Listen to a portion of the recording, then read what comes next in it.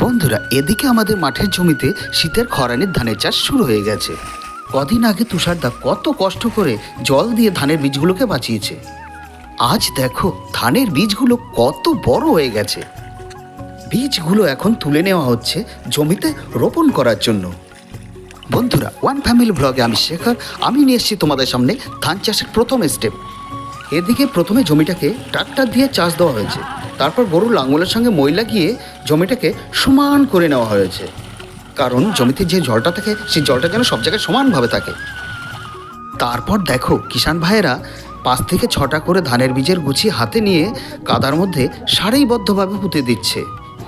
ধান লাগানোর 15 দিন পর জমিতে যে আগাছাগুলো জন্মাবে সেই আগাছাগুলোকে পরিষ্কার করে জমিটাকে একটু ঘেটে তারপর পরিণত সার, তেল এবং জমিতে জল দিয়ে দিতে হবে। পাখিতে ধান নষ্ট করবে বলে ওই দেখো জমির মধ্যে কাকতারুয়া টানানো আছে।